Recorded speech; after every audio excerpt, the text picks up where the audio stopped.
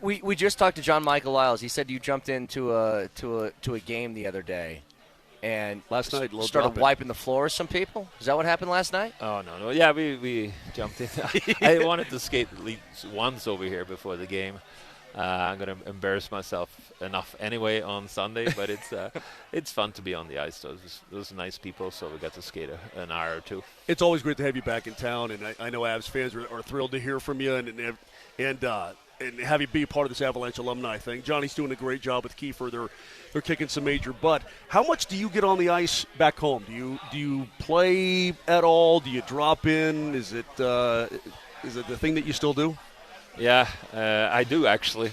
Even if I can't, I still have the problem with the foot there, so I barely can skate. But I moved down to Switzerland maybe 6.5 years ago, and then I play with the seniors there. Seniors, you can be over 30 there to be a senior, so it's some younger guys running around. So, but I play it's the highest division there in the Switzerland, and we practice on Tuesday nights once a week. So I get on. I actually like maybe practicing more because in the game and it doesn't really work 100%, so it feels so. But in practice, I think it's awesome. And then some guy comes rolling in some beers afterwards. So yeah. I think it's just good for me to get in the community down there too. So it's been great. Okay, we were just discussing something earlier. There's this new thing that's happening, which is like an over 40-foot tackle football league, where I watched a video of a 60-year-old man get his ACL torn because a running back rolled up on him. Do you have fear when you jump on the ice that you're going to hurt yourself at all? Like, I have that fear if I play like a softball game or something. No, I don't think I had fear ever to get hurt on the ice. That's fair. He did the hurting, yeah. Yes. So. No, I'm saying now, though. Yeah. Now, yeah. No, not really. I feel good actually on the ice, and it's kind of weird that I can get up and in 5 minutes I can go run for 10Ks in the mornings. I don't, I didn't play that many games, so my body's still okay. I would say, few areas that's so, but mostly I can work out. I can be on the ice, and to be honest, no, when I get on the ice, I don't feel like I'm gonna get hurt. No, it's fine. Outside the little gray right here, right? I mean, when you look, you're like, I think he could probably give him a couple. Of course, shifts. Yeah. I wasn't saying so it like that. If Coach Bednar calls you, hey, listen, we just need some power play time. That's all we need. And but it's great. I'm glad that you're still doing it. I think it's absolutely awesome. How much do you follow this old team and what they're doing and through I know it's kind of probably hard to watch games over there with the time difference, but how much do you follow along with what they're doing? No, I follow NHL. I really do, and especially I would say the Avs, the teams I played for. It's hard to watch them. It's a 7 o'clock Mountain Time game, but I'll try to watch on the Saturday, Sunday. I try to come over here maybe once or twice a year to watch the game. So, no, I follow. Do I know exactly who's going to be on the third line, fourth line here and there? Maybe not, but overall, if it's a trade or if anything goes on, or if the power play doesn't work, and I think I would know it. And I like to watch hockey, so I would say 5 to 10 games I watched the Avalanche a year. So I would say I follow it. The style that you played was so unique for your skill level, the physicality, everything involved in it. When you watch the game today and you watch NHL players, who are guys where you say, you know what, I would love to have played with that guy? Like if that guy was my line mate, I think we'd really have chemistry. Yeah, it's I didn't think too much about my line mates. I was just happy. I was even happy with Heino. How bad standards I had. They didn't. No really offense, matter. Danny. No offense. No, he's kidding. Yeah, it's a lot of course. With McKinnon, it would be great. I think a guy like Rantanen would actually be fun to play with too. That can cover the puck and be in front of net and score. Draisaitl, McDavid. Yeah. There's a lot of players I think I would love to play with. Maybe McDavid would be too fast for me. I wouldn't catch up. He'd be in the offensive zone when I was still in the neutral zone. So it's a lot of good players. I think it changed a lot. Hockey, though, they're a little faster, goes a little fast, overall the game goes faster. So a little different. And everybody a lot of good players out there. Everybody can skate. I mean, fourth line, everybody's a pretty darn good skater, as you talked about, because of the way the game has evolved, less physicality, and not this kind of thing. The guys come into the league and everybody's got wheels. Everybody can carve a little bit. Yeah, definitely. That's changed. You're have almost, I would say, skating coaches now since you're 5 years old, and if you're not able to skate. I think it's hard to be in the league because it just goes so fast. Like, how are you going to catch McDavid if you can't skate at all? So, and then just how they work out since early age too, and it would be hard to play for me, and to be in this league, you can't eat pasta, you can't drink a beer. It would be hard.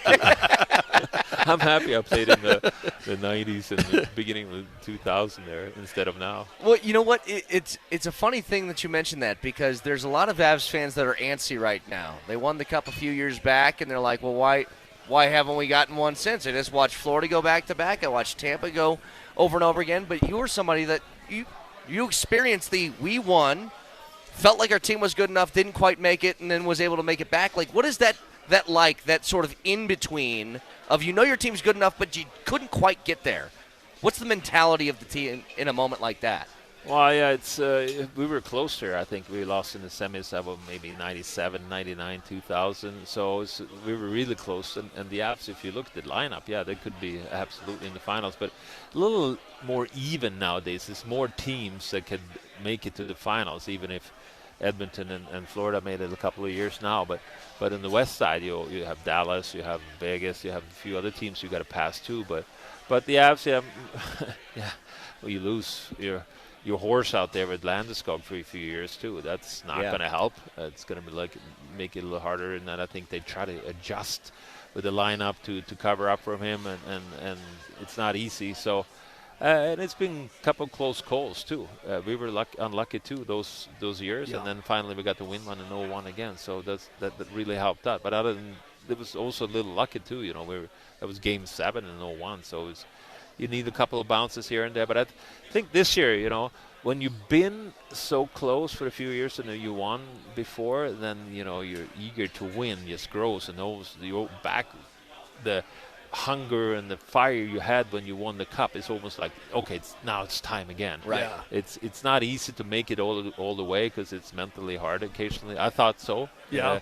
No, I mean, if you play a lot of important hockey, I mean, bodies wear down, mentally you wear down, and you got to get that juice back. And obviously, when the trade for Ray happened, that, and then you lose that year, and you're like, but that just propelled everything to 2000, 2001, and you guys were on a mission. I know it sounds cliche, but that's exactly what it was. And I tell Brett all the time, I'm like, you think about those teams with you and Joe and Footer and Rob Blake comes in and so on and so forth, but and Patty and I mean all the terrific players and Hedgie. It's still hard to win. I mean, it's still we were talking to Johnny about it. It's just a razor's edge with other great teams on this one shift. Early in the second period decides the whole game, right? I mean, the margin for error is so thin. It's crazy. It is, and I think Detmarsh tipped it in the post Game 7 against Dallas in 2000, like 1 second ago, and then also if you win that one, you might win the cup. So, but I think when maybe what happened with if I'm going to hope something that when Landeskog comes back and everybody's okay, this is going to be the year now. Now we have a chance. He's back and.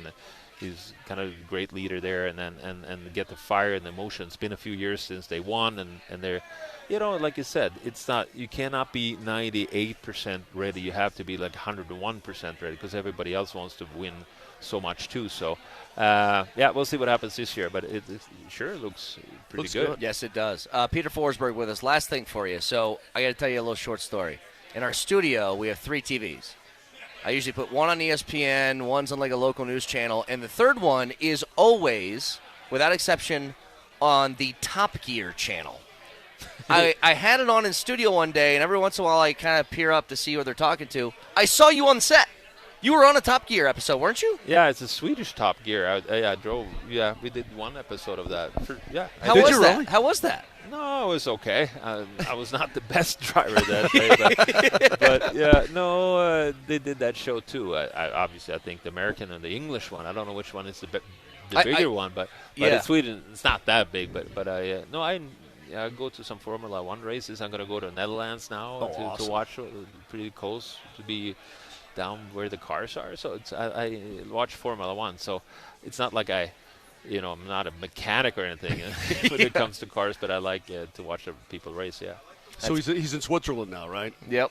Where's my family from? Switzerland. Never been. Never been? Never been. I've been by it. Been up in Italy, northern Italy. Never been to Switzerland. I can see if I can get you in there, though. Yeah, okay. No. He's probably on the border. He's on a band list somewhere. At the board, they're like, listen, we got rid of the Mosers, okay? we don't need them back in. Hey, it's really good to see you. Good to see you welcome guys. back to town. Thank you very much. Have a Thank you great so much. tournament. We'll see you Sunday. Kiefer and I will be on the benches, and have a great time. Okay, thank you. Good to see you, buddy.